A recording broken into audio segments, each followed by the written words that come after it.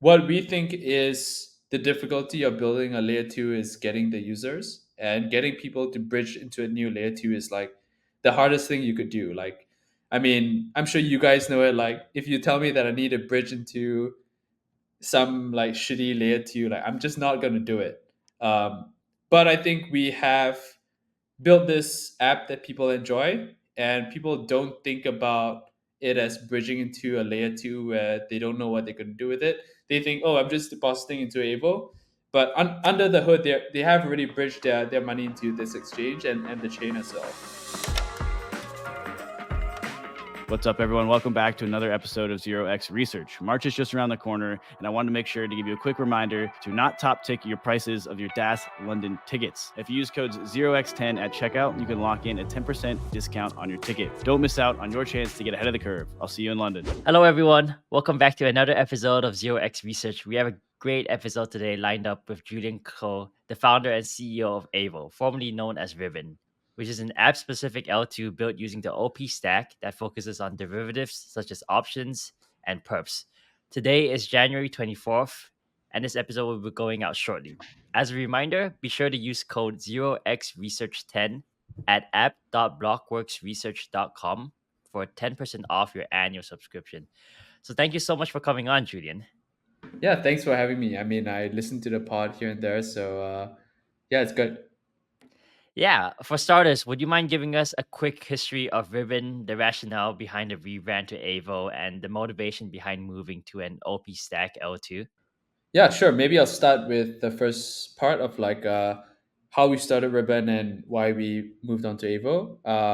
So yeah, I've been working in crypto for the last few years. I was previously like a software engineer at Coinbase, and yeah, my co-founder and I, we were sort of super active in DeFi. We were like running all these bots, keeper bots, and all these different like dexes and so on. And I think we sort of wanted to build something in DeFi. And at that point in time, I think one of the narratives which we thought was really interesting was all the yield in DeFi at that point in time were coming from basically shit coins. And like back then, it was like really ridiculous, right? It'd be like yams and like sushi and just like food related things. So it just felt kind of ridiculous.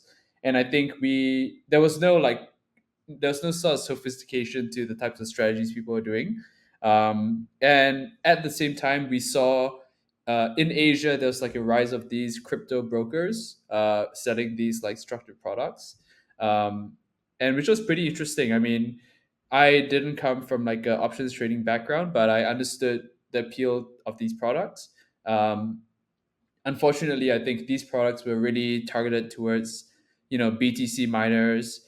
A lot of them had like a minimum 100 BTC like subscription to use them. You needed to sort of KYC, do the whole shebang to sort of invest in these products. So yeah, we thought like, okay, can we sort of bring those types of products into the DeFi space to fill that void in the yield opportunity, which was not sort of um, driven by tokens, but driven by sort of something else, which was maybe like some sort of option related yield, some sort of risk that you're selling. That was like the core idea. And it got pretty successful. I think in 2021, we launched the first product in April, which was some flavor of what these like crypto brokers were doing, but more in like a DeFi native format. Um, Within like the next 6 to 12 months, like it went from zero to like 400 mil of TVL. It became like a category in DeFi. A bunch of people copied us. And yeah, I think it became like a somewhat interesting category for people to look at. Um, but when the bear market hit, I think people immediately pull their funds out from the most risky yield sources. So um, basically anything related to some sort of option related stuff was pretty scary. Anything which had sort of like a directional bias was pretty scary. People sort of retreated from that to just like, what's the safest possible yield on chain? Or like, I'm just going to withdraw my money out of crypto altogether. So there was like a huge like deflation in basically like DeFi TVLs across the board. But our category was also like affected quite a bit. So yeah, I think we knew that was coming. We saw yeah, we kind of knew that was going to happen, and we started thinking about like, okay, what is our next second big act? I don't think we can just sit around and wait for the new bull market or wait for people to get risk on again. And the natural extension to what we were working on is sort of building an options exchange. I think the reason for that was because, we built these products that sold a ton of options every single week. And we just sold them sort of to market makers on the other side. But I mean, these market makers would buy from us and like trade it on Deribit. So, indirectly, Deribit was getting all this trading volume from the flow that we were generating. So we thought, why are we sort of helping this other exchange like get all this trading volume? Like, what if we sort of vertically integrated the whole business and we had this big source of option flow, and we also had this exchange where these flows could settle on, could trade on. um, they also have the core idea. And I think, yeah, we just realized that one of the hardest things about building a crypto exchange, or specifically like a crypto options exchange, is bootstrapping like the demand and the supply. I think you can pay market makers to bootstrap the supply, but if there's no demand, it's like very difficult to get off the ground. But I think we knew we had like one very big customer, which is like our own vaults. So we thought, okay, we could build this exchange today, and we know for sure like we have X million of TVL who's going to just like keep selling options on our exchange no matter what. So we knew we had secured at least like one very big customer, and we thought, let's like use that to bootstrap an exchange. We know for sure we have some amount of natural taker flow from these products. Can we build more products to bring in more flows, and eventually sort of build an exchange from there? So yeah, we launched this product. It's called Aevo.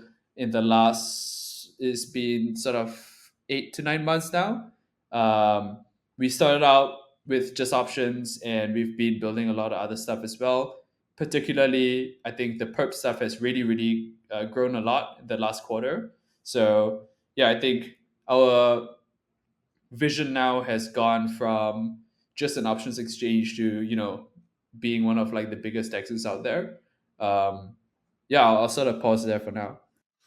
Yeah, no, that's great to hear. It's been really exciting sort of watching the entire evolution of Aevo, and especially the origin story. Nowadays you see a lot more DeFi protocols pursuing that sort of vertical integration, especially if they have like a sticky user base, whether that's on their protocol or the user face. And I think Aevo's like really leading the growth there.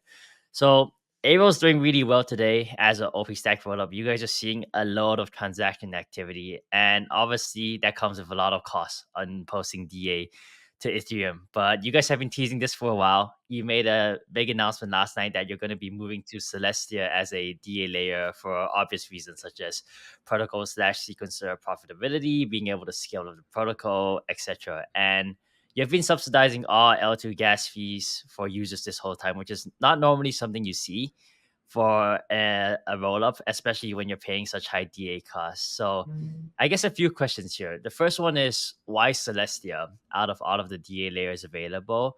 And the second one is there any plan to eventually start charging users transaction fees to sort of subsidize yourself a little? Yeah, so yeah, we announced this last night. I think it's been in the works for a while. We initially felt like the cost was okay until November, December, when basically Ethereum price started going up, Ethereum gas started going up, and our traction started going up. So it's like a triple whammy, and all our costs started like multiplying. So I think, yeah, at the peak we were spending close to somewhere between 50 to 100 ETH a month just on DA. And yeah, that's pretty crazy, right? Like, I mean, that's a few mil a year that we are basically burning. It doesn't help users in any way. I think like users don't feel like this helps their user experience. It doesn't help the business or the protocol at all. So it is like a really big expense. So yeah, we started looking at all the DA sort of solutions out there, and I think we just felt like the one which was furthest along with like a working mainnet was Celestia. um, I would say it was more of like a practical choice compared to some sort of like pros and cons between 5 different things. It was really like what is available today for sure. That we know other people, we don't want to be like the guinea pig on some brand new DA layer. So we know a few other people have been using it, especially the latest one, Manta Network, which was like a pretty big one as well. So we know that those it would be like stress tested in some way. And yeah, I mean, Celeste team has been awesome. They uh, basically helped us work on the integration in conjunction with Conduit, which is like our rollup provider. So yeah, I think on our side it was actually a pretty small lift. Most of the decisions were sort of like it was pretty. I would say it's a pretty obvious solution because it was like the furthest along in the market and the most mature. Um, so yeah, if we had to make this choice in 6 months, maybe it would be a bit different with like 4844 and like EigenDA and a few other big ones. But like if we made this choice right now, it's pretty clear. And we were bleeding money to paying this DA on mainnet, so we had to make this decision now. Gotcha. And are there any plans to eventually like charge users like a small amount of transaction fees? And I can imagine like your Celestia dating posting costs, so your Celestia data posting costs are like very minimal. They're probably like hundreds or at most thousands a day. So are there plans to charge or like is just such a small cost that you don't even need to think about that?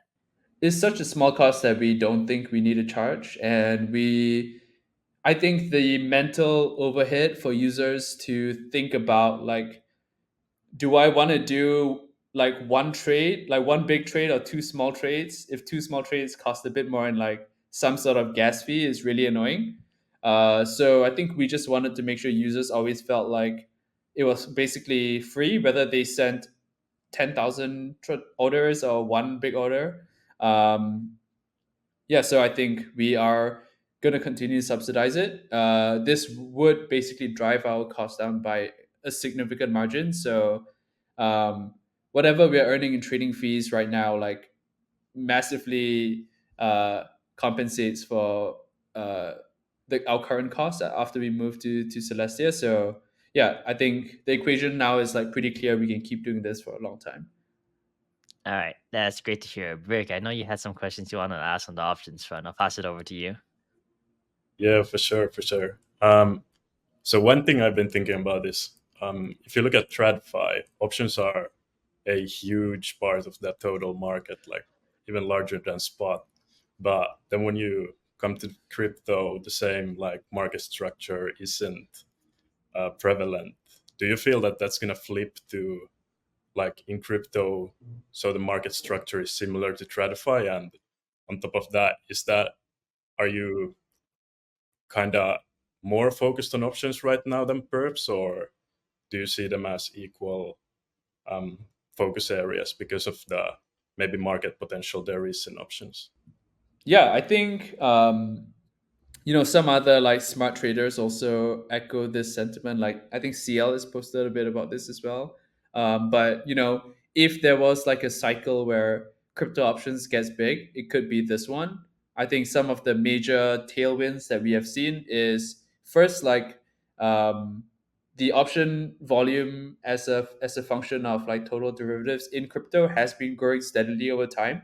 So it hasn't like skyrocketed. I think now it's still in like the single digit percent, but it has been climbing. The second big one is we feel like, or at least I feel like there's been like a significant institutionalization of the space. So a clear like moment that became real is when like the CME OI became bigger than like Binance OI. I think that's like a clear sign that institutions are sort of entering the space. And right now like the option market is dominated by institutions. uh, we think we actually see a lot of like crypto options market makers trading on the CME as well, so not just like a derivative monopoly anymore, I think. So yeah, I think there's some like natural reasons why options could take off. I do think it's still yet to be seen whether retail would want to trade this stuff. I think um, a lot of people have also just mentioned this, but like perps are amazing product. uh, the liquidity is really good, and you can basically make a perp market for anything pretty easily. Whereas like the option market requires a lot of complexity around the math behind it. So people can make perps on like meme coins really easily, but I don't think anyone would be able to create like a option market for like a meme coin as trivially. So yeah, I think it's still unclear that the stuff that retail wants to trade would be um, unavailable. Like if they would need to use options to access that, but I think for sure on the institutional front, the options volume will grow as a function as just like a percent of what they want to trade. Yeah, I do think there is like a market opportunity, at least for someone to build like this sort of retail focus, like Robinhood of crypto. I think if you're lucky, the gains that you can get from options are like could be truly massive, and that's the kind of thing that gets a lot of eyeballs and gets people interested. People want to get that 10x within one day, which is like very unlikely in like the perp world. So I do think that there is an opportunity for that. I think we just need to figure out what the sort of user experience is going to look like. A few other things like liquidity. We do have actually some ideas of how to break into the retail market, but we're still sort of thinking about it right now. Um, your second question on like whether we are focused on options versus perps, I think yeah, like we started out doing options. I think it's still like our bread and butter. We feel like we have the best options offering in the whole space. We feel like we have the best liquidity, the biggest open interest, the longest track record of sort of risk management. We seeded the insurance fund with like a mil or so to sort of like make sure if there are any issues with risk, things don't blow up. So yeah, we do think it's sort of like the safest and best product for options trading in DeFi. But like right now, I don't think the option market is going parabolic. So we are not expending all our energy into trying to sort of squeeze water from this stone. If the market sort of suddenly explodes, we want to be there. Like we want to clearly capitalize on it. But right now, we're still monitoring it. I think our volumes have been growing very slightly. They're not going exponential, but yeah, I think in the meantime, I think we do see a huge opportunity in the perp space as well, which the market is here right now, and it's something that we can spend dollars into. We can sort of like invest into, and we know it's growing really quickly. So a lot of my personal energy right now is growing our perps offering. Um, but the market may come back on the option side, and I might spend my focus there again. But yeah, at least as of Q4, like my number one focus has just been like growing the perps offering. Okay, that's interesting because the way I've seen it is, especially on the options side, if you guys could capture, let's say, 5 or even 10% of Deribit's volume, that would be like a huge driver. Do you think that could be possible in the next 1 to 2 years, or is the volume too sticky on that platform? I definitely think it's possible, but my personal belief is the protocol would make a lot more money if we sort of win the perp side compared to winning a small portion of the option side. Just like the sheer amount of volumes are like so much bigger on the perp side right now.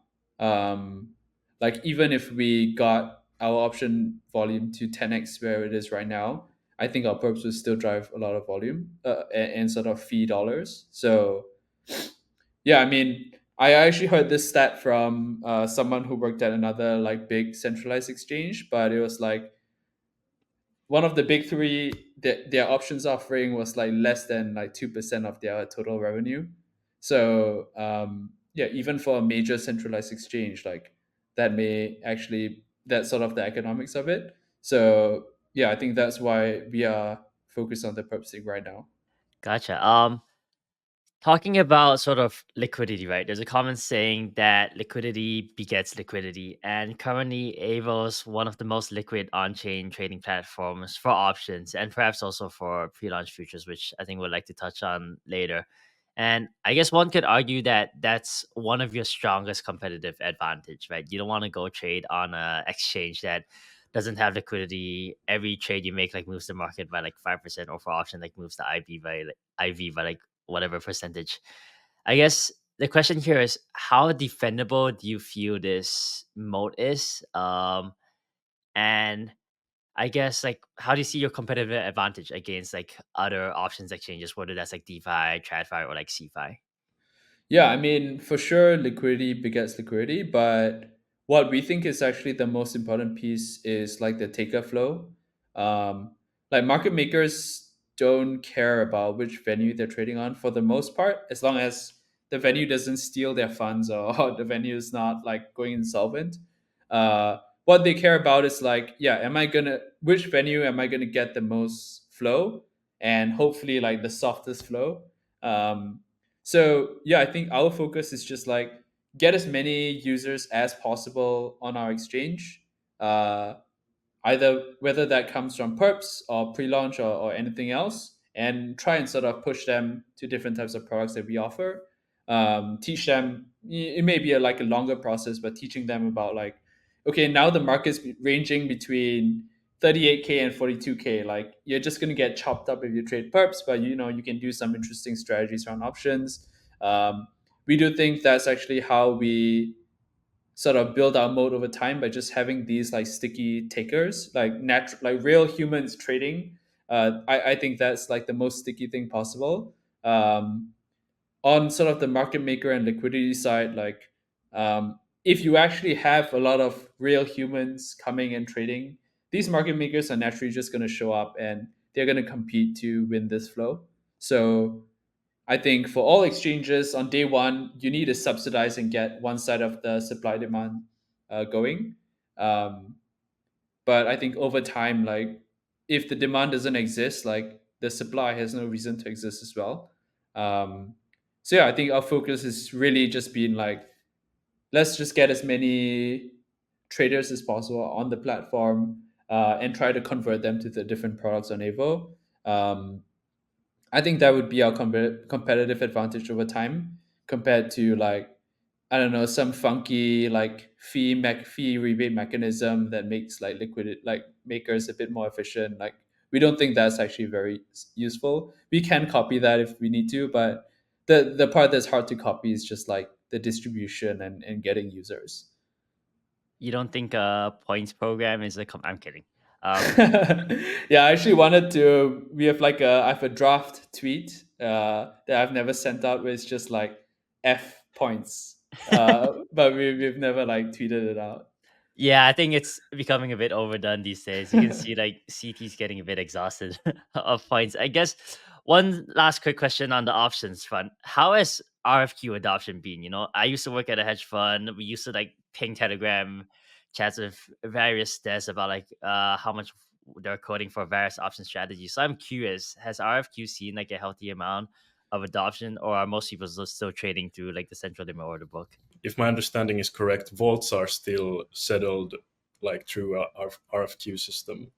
Are is there an estimate of when they would be like exchanged or would be settled within the exchange itself?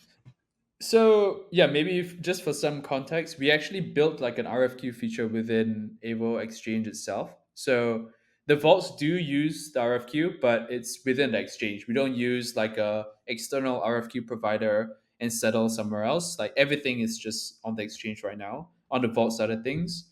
Um, yeah, on the RFQ front, we don't see like a lot of people naturally using it. I think it's been very targeted when a large whale comes in and either they cannot exit because their size is too big for the book, or they want to enter.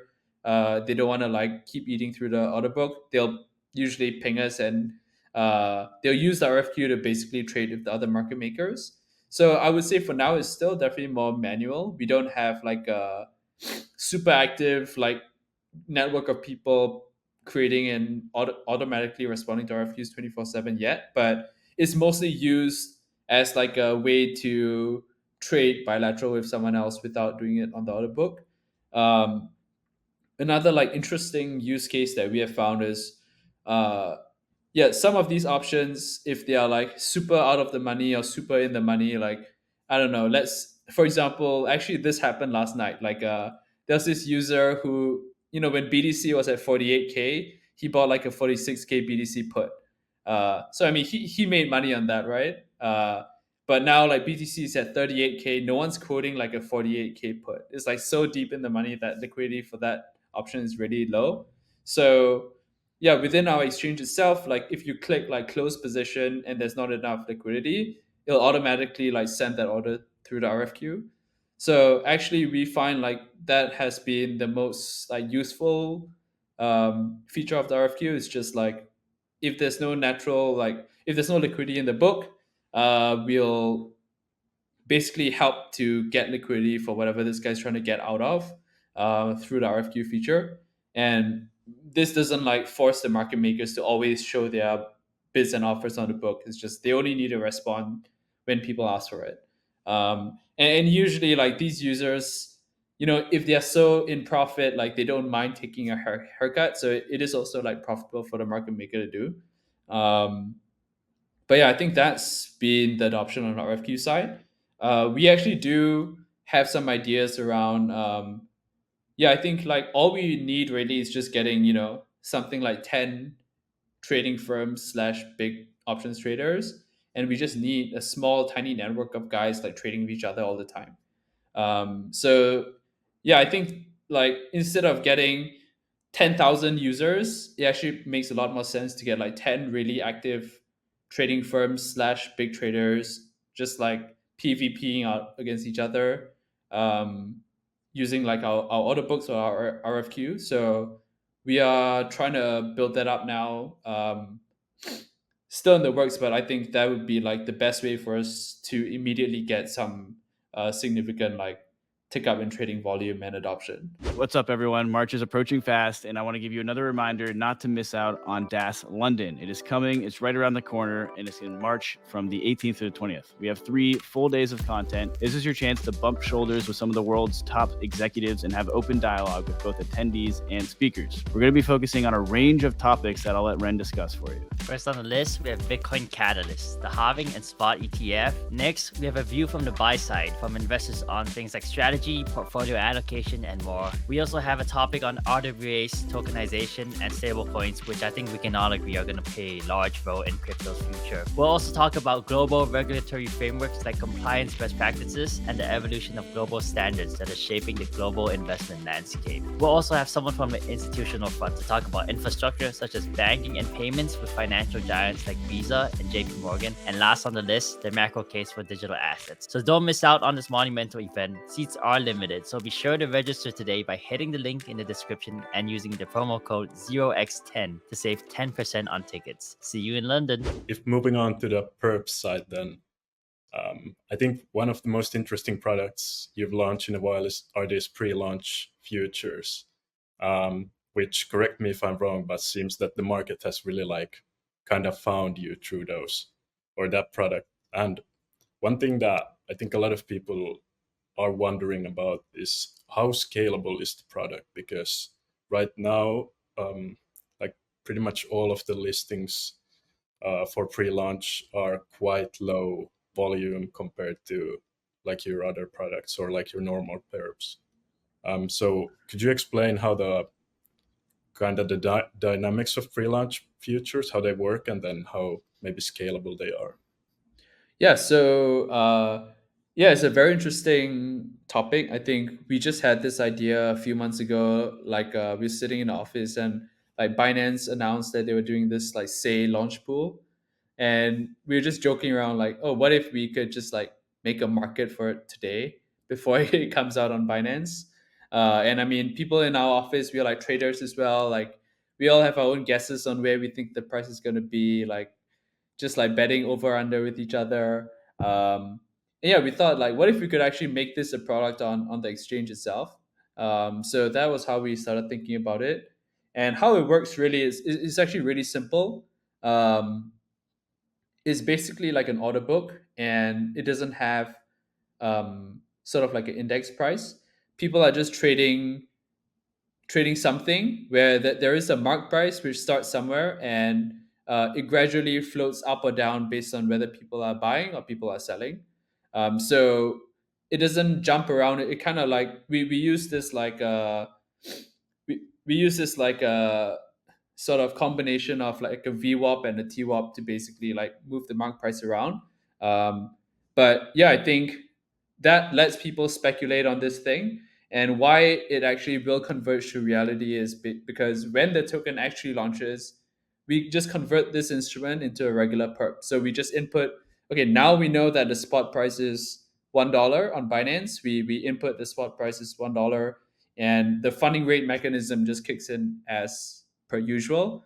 And this instrument that people were trading before will end up converging to whatever the spot price is. So that's kind of how it works. I think before the spot price um, is sort of listed, people are sort of trading this weird thing which no one really knows whether it's accurate or not. I think it only converges to reality when the token actually comes out. So we try and list these pre-launch markets which are not like too far out. I think for example, like layer zero, like some other exchanges listed like a layer zero like pre-launch, but we it's been sort of like teased for so long, no one knows when it's coming out. Like you may be trading this thing that doesn't mean anything for a year before it like ever comes out. We don't even know if it'll come out. So yeah, I think our philosophy is just like, let's try and make pre-launch stuff for tokens that we know for sure are coming out, and hopefully within a month or so. And that has gotten the most traction. I think we're just lucky as well that um, there were a lot of interesting token launches in the last month. And upcoming this year, there are going to be a lot of interesting token launches. So I think, yeah, these pre-launch stuff has really got a lot of attention. Um, Basically, the project or people who are interested in the project look at the price as like a reference for like, okay, how much is my airdrop going to be worth? There are this whole subset of users who are, like hedging their airdrop, which is also a very interesting use case. Like we see all these YouTube videos about like how to hedge a Jupiter airdrop on Aevo. Basically, like all these guys, I don't know, maybe they sibiled the thing and just had a ton of tokens, and they can like lock in the price now, which is like pretty interesting use case for them. Um, and obviously like the last group is just like speculators. When we launched the Jupiter pre-launch product, I think we started the market at like a billion FDV, which was in hindsight way too low. So over the course of the next few weeks, like it went from 1B to like 8B. So if you were just a speculator, like thinking this is underpriced, you could really just trade it and sell it and get out without even thinking about like um, waiting for the actual token to launch. So I do think there are a lot of like interesting use cases for different types of traders.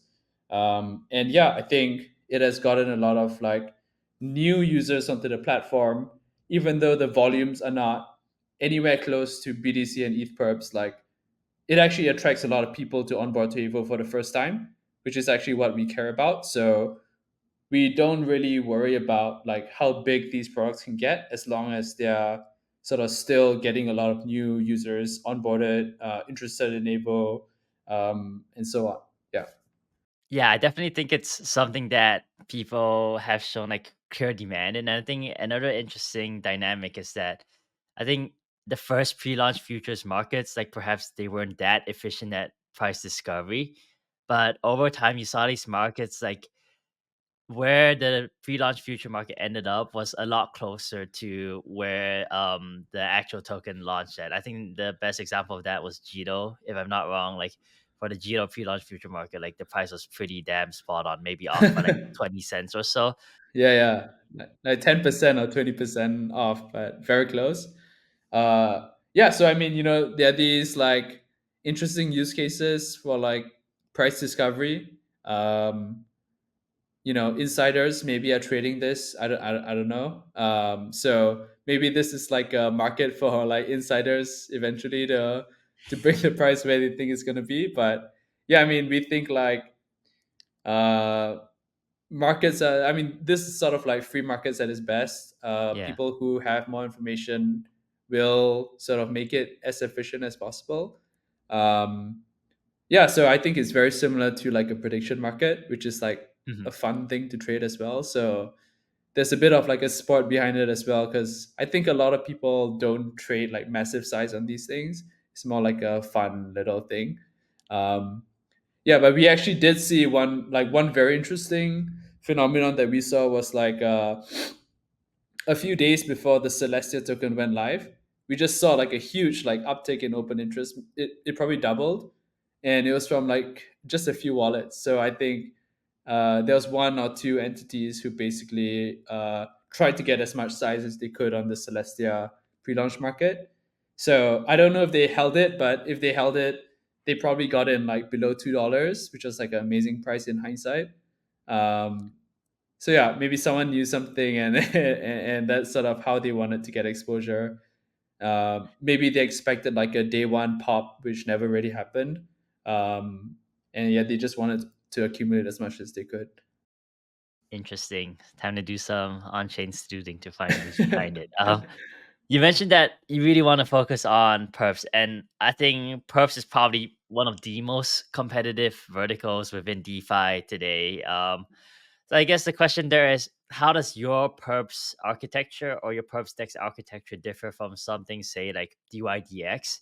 And how do you plan on continuing to incentivize large traders or even retail traders to change platforms?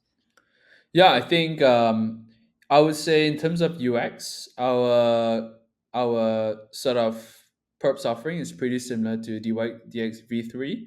So when all users and traders basically just interface with like this API to submit orders. So you get like the millisecond latency that you want. I think that really appeals, especially to like the options market makers, because whenever price moves by if ETH moves by like 0.5%, they need to update like all their codes across like 400 different strikes at once. So I do think like having a sub 10 seconds 10 millisecond latency is really important for submitting a lot of orders at once. Um, and yeah, I think we feel like the model is actually pretty practical, and it feels pretty good from like a user perspective. You don't feel the latency. You feel we sort of hide like the MetaMask. Like you don't need to sign your MetaMask transaction every single trade. I think it's as close to a centralized exchange experience as you can get. Um, but yeah, no, I do agree with you that it is like one of the most competitive spaces to play in right now. Um, we do think some of our major advantages are, as you said, on the option side and on the pre-launch side. So we're spending a lot of effort trying to actually make those like as good as possible. Um, I think it's like really difficult to compete on BDC and ETH perps. There are like 20 platforms that offer almost exactly the same thing. We need to sort of create something that appeals in a different way. So we also do have some ideas of how we can combine options and perps in an interesting way. So for example, there's this whole concept on Bybit called like protected perps. I don't know if you've seen that, but basically, if you enter a perp position, like you can click a button and like protect yourself by like automatically buying a put or something, and they make it like really user friendly for you to do it. So yeah, I think there are all these like interesting product features that we could do, which combine the products in a different way. Yeah, but I think right now the market is still. I completely agree with you. It's super competitive. I think our focus actually has been just like user acquisition, particularly outside of the what we think of as like the crypto Twitter bubble. We do think we don't want to go after the user who's going to jump from protocol to protocol based on what points they're getting. We think that crowd is, even though they may have a lot of clout on crypto Twitter, and they may have like quite a good amount of capital, we think it's like a very, very, very mercenary crowd. So a lot of like our growth and marketing efforts have actually been on very different growth strategies, which we think are actually quite effective. So stuff that, like tier two Chinese exchanges do. So a lot of like the marketing in non-English speaking regions, especially, we've been very focused on that. And I think that really shows in our metrics, because two things, like we have the largest user count of any DEX, like by a lot. A lot of these users are small, so they're not like high value big traders, but they trade a few ETH perps, or they trade a small amount of um, on our platform. We have a lot of those, and yeah, I mean, we have also just seen like the geographic segmentation of where our users come from. A lot of them, like more than half, come from non-English speaking regions. So on our website, like the three languages which are supported are English, Chinese, and Russian. So we do have a lot of like CIS uh, users and Chinese users as well. So that's been like our growth strategy so far. That's also why we feel like we don't need to play like the fee compression game. I think a lot of these users don't really care if they're paying 8 basis points or 5 basis points. It's practically the same thing on the size that they're trading. um, yeah, I mean, we think this is just like way more sticky, way more robust of a user group, less competitive than trying to fight for the same 5,000 DeFi like crypto Twitter users. So yeah, that's been our strategy so far. But we surely will see at some point we will also need to go after like the crypto Twitter people. But we just started in a very different spot. Yeah, that's super refreshing to see that not everybody is just focused on crypto Twitter people. Maybe continuing on the development front, um, I know you guys have previously tried to kind of, as you mentioned, vertically integrate and kind of introduce products that are uh, super complementary to each other. And I've seen Aevo recently tweet about like some big upcoming developments and like trying to expand to a broader DeFi ecosystem. Uh, Maybe any possibility for you to drop some alpha here, or Yeah, I'll probably share. I'll be sharing this in the next few weeks. But basically, we are going to build an ecosystem as well, and not just be like a app specific chain. I think what we think is the difficulty of building a layer two is getting the users, and getting people to bridge into a new layer two is like the hardest thing you could do. Like, I mean, I'm sure you guys know it. Like, if you tell me that I need a bridge into some like shitty layer two, like I'm just not gonna do it.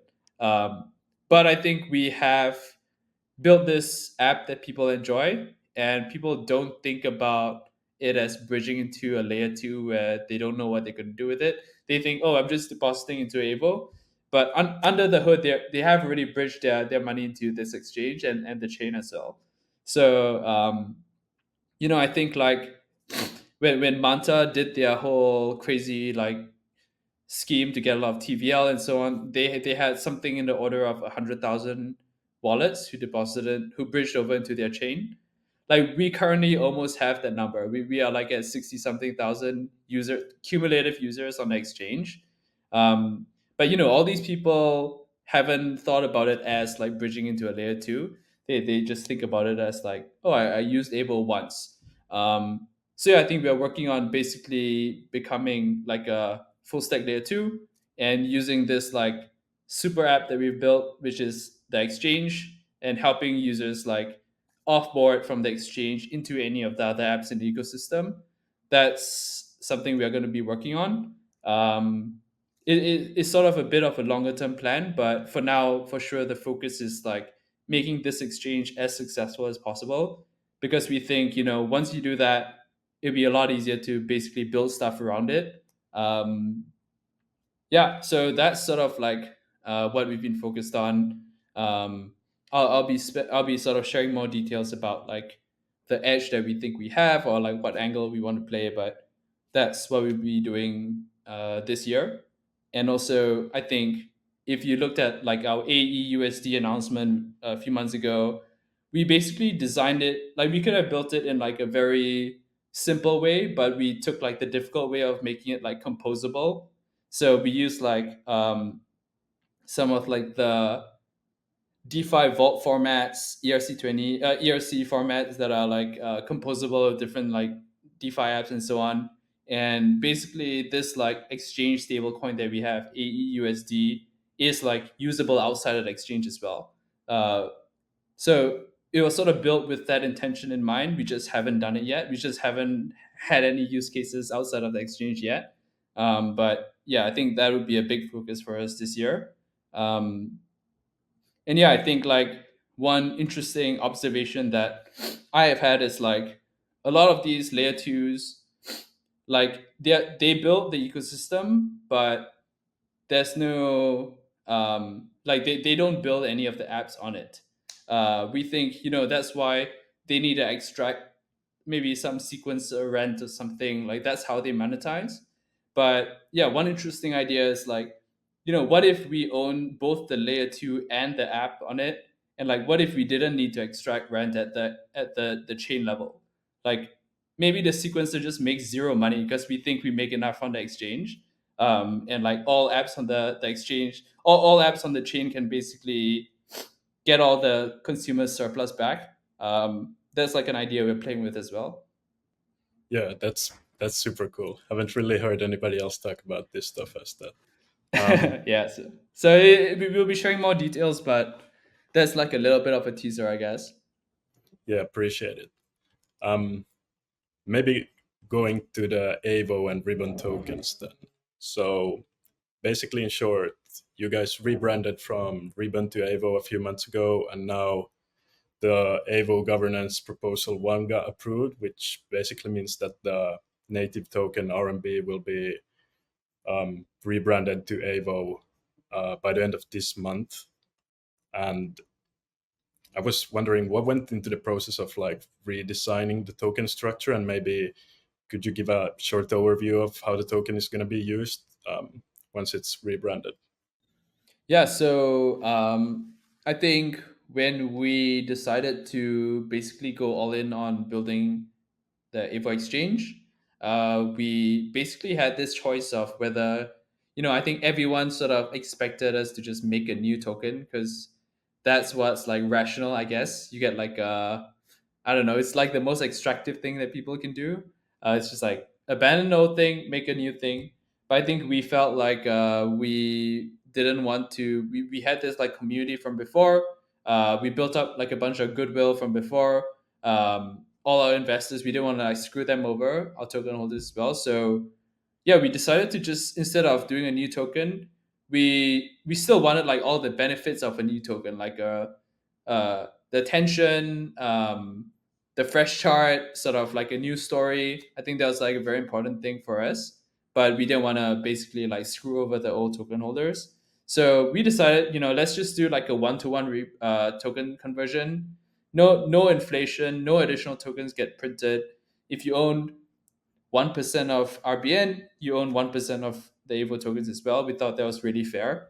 But we still had, you know, as I mentioned, like we could still like create a lot of excitement around a new thing, a new story, a new narrative, and yeah, just make it official by having like a new ticker and so on. So yeah, that was sort of the story behind it. We, in terms of like tokenomics, I think we have like folded all the revenues into our plan is to basically fold all the revenues from like the vaults and whatever businesses, like we had a few like smaller businesses like the Ribbon Earn, Ribbon Vaults, and so on, just like fold all those revenues plus the trading fees into one stream, um, put that all back into like the treasury, and use a portion of that for basically beefing up our insurance fund, um, use a portion of that to pay out like a what we think of as like a company development company expenses, and the remaining, at least in the proposal, was like going back to this like maker style program. um, you know, that may change over the next few months, but I think when we made the proposal, that was like the value that was like the best like value creation model out there, or value accrual model out there. That was like the meta of the bear market, really. So we may need to change it at some point, but yeah, that's been the idea so far. Cool. And yeah, how do you basically think about incentivizing then traders? Because I think you mentioned earlier that you haven't really tried doing that before, and now basically the treasury owns, is it 45% of the total supply, and around up to 16% I think is kind of saved for possible incentives, um, to be Yes. like distributed in the future. So I think one lucky thing for us, I guess, is we didn't like waste all our tokens on like a crazy liquidity mining program last cycle. I think we knew very quickly that we tried doing a bit of liquidity mining, and it wasn't like creating an increase in TVL after a certain point. So we kind of just like turned the tap off very quickly. Um, so yeah, I mean, I think the DAO has just been sitting on this like huge chunk of tokens for a long time, um, which is great. So it's kind of like a fresh, like new projects usually allocate something in this ballpark to what the DAO can spend on incentives anyway. So yeah, I think we still have the luxury of spending it. We can still run like pretty aggressive growth programs if we wanted to, and like trader incentives, which we are designing right now. Um, yeah, I think we still haven't released details about that, but that's something we are very actively working on now. Just like figuring out how we can best use this whole chunk of tokens in the short term, like getting to become one of the best dexes out there, and in the long term, like building an ecosystem as well. So um, yeah, I think we're just glad that we didn't blow it all on some like dumb liquidity mining program last cycle. I think it's good. You guys also pretty aggressively cut down on the token emissions through various like DAO governance files. So that's like something that I don't think other protocols were as proactive on. Jumping back to sort of like the slight alpha that you leaked just now in terms of the ecosystem and what you guys are planning to build there. Given that you guys are a roll up, do you guys ever think about like interoperability with other roll ups? Obviously, you guys are built using the OP stack, and Optimism has this concept of the Optimism superchain. Is that something you guys are actively thinking about, or is it more so like we think we are very comfortable growing our own ecosystem on this like Aevo rollup, and we don't feel like we'll ever need to like access or be like interoperable with all of these other rollups? Yeah, I mean, maybe firstly, like, I think one major difference or one observation that I've had is a lot of the top perp dexes in the space have all basically branched out to build their own chain. Um, Obviously, DYDX being like the canonical one. Uh, yeah, I like to think about it as like DYDX has abandoned Ethereum. Uh, so they used to be built on Ethereum, but for a bunch of reasons they have decided to go on their own chain. And we've seen that same thing on a bunch of newer chains like Hyperliquid, even like the Vertex guys. I think they wrote a thread a while back like, oh, what if we could be our own parallel EVM layer one or something. Um, but I mean, I think we feel like the ETH stack is getting better and better over time. We feel like it is possible to build good products on the ETH stack alone. We think we want to be like the shining example of that, that you can build like one of the biggest dexes out there without having to build your own layer one. Um, yeah, in terms of like interoperability, I think like right now, the OP super chain, I would think is still more of an idea than reality. It's not exactly clear what it means. There's no like formal spec of what superchains can do with each other. It's still more of just like a coalition of different projects built on OP Stack, and some sort of like economic ties between them. So we are like open to the idea of doing it as long as we see like the strong benefit to our user base as well. Um, Yeah, and I think there are a bunch of interesting like cross rollup technologies which people are building, sort of like shared sequences stuff and maybe like shared liquidity stuff that we are looking into. I don't think anyone has really cracked it yet, but I don't think we need to choose between completely owning our own infrastructure and like ecosystem or plugging into some of these newer stuff. I think we can just try both, and whatever helps users get a better experience, we'll do. Um, so yeah, I think we're not really like super like strict maxis on whether we want to work with other chains or not. I think it's more of a matter of like what is practical. If there are ways for us to tap into Uniswap liquidity, I mean, we should do that, because I think like getting Uniswap liquidity is way more important in the short run than like building our own spot market. It's way easier to just tap into like one of the best spot markets out there.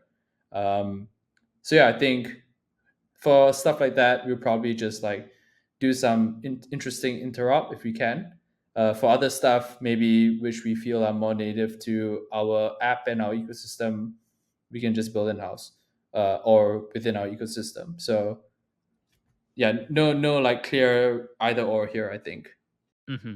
Okay, yeah, that's helpful context. One last question I wanted to ask, jumping around a little bit here, is about the liquidation engine, right? I think the market conditions that Aevo has operated in has been relatively muted compared to like a full-on bull market where we would realistically see a lot more market volatility. So, two questions kind of in there. How do you think about the cross margin framework and its performance in like increased volatility conditions? And do you mind just giving a quick overview of like the liquidation engine, given that for a lot of people that's like still sort of a black box, but that was like major cause of problems for a lot of like either like DeFi exchanges or even like centralized exchanges.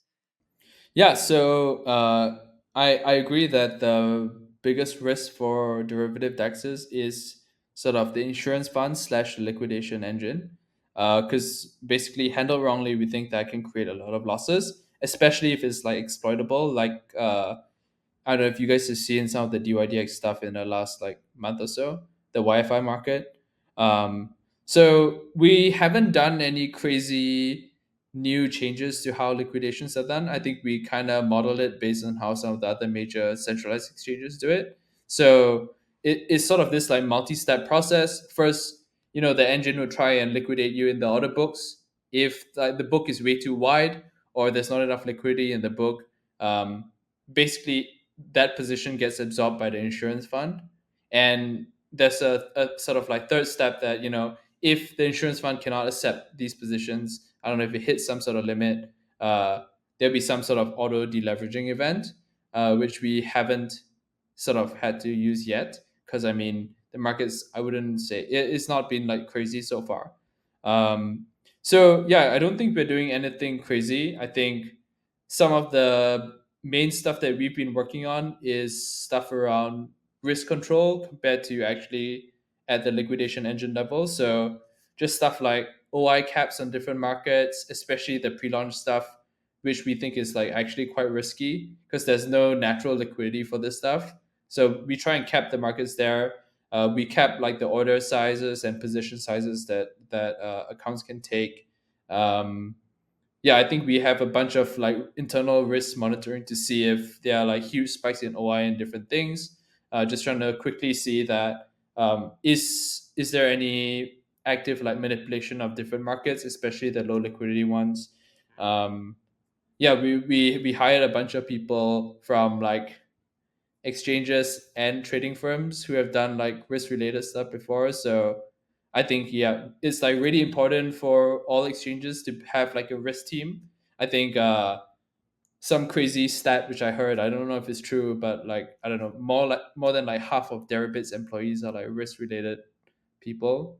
Um, just like looking at big positions, making sure they don't like wipe out everything else is really important. So um, yeah, I think we've also just been trying to grow that. For now, we have set the like position limits pretty conservatively.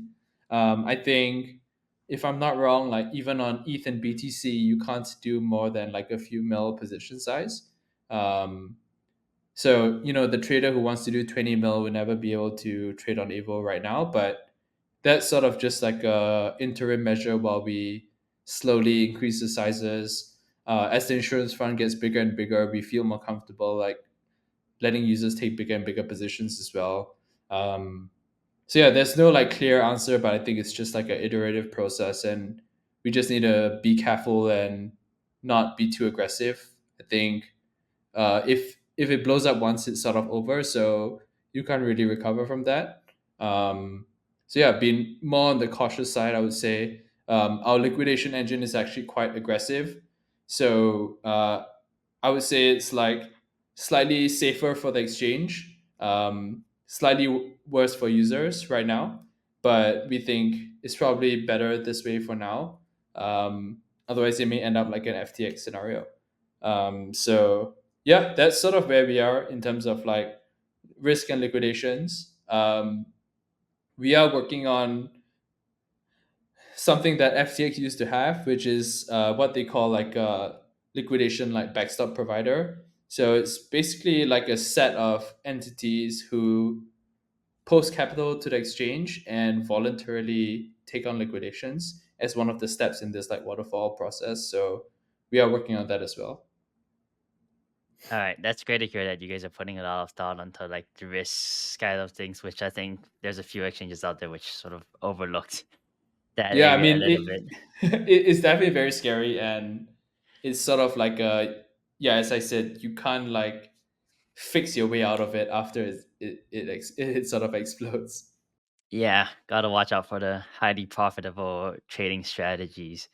Uh, anyway, I think we've managed to cover a lot of ground today, and we really appreciate the insight into sort of everything, how you guys are thinking about future products, the Aevo ecosystem, the token rebrand. Is there any final thoughts that you wanted to add or anything that you'd like to emphasize for the listeners? No, I think you guys had great questions, so we covered a lot. Yeah, I think just stay tuned for more information about how we think about our long-term plans. I think that'll be quite exciting. So yeah, I think we have a lot to look forward to this year. Um, in the first 6 months, sort of focused on becoming the biggest DEX out there. The second sort of half of the year will be focused more on ecosystem. All right. And for listeners that want to find out more about you or Aevo, where can they find you? Yeah, I would say follow Evo XYZ on Twitter, or yeah, just follow Evo XYZ on Twitter. If you have any like issues, just DM the account or go into our Discord. We have in the last sort of few weeks, since our user count has just been exploding, we have just like scaled our customer support. We've gotten like 5 different mods on board, so it's like way more responsive now than it was like a month ago. All right. That's great to hear. Thank you so much for taking the time to come on this podcast. And this was honestly a great one. Learned a lot, got a lot of insight. And I think the listeners will be really excited about listening to this one too. It's really good timing. Cool. Thanks, man. All right. Thanks, Julian.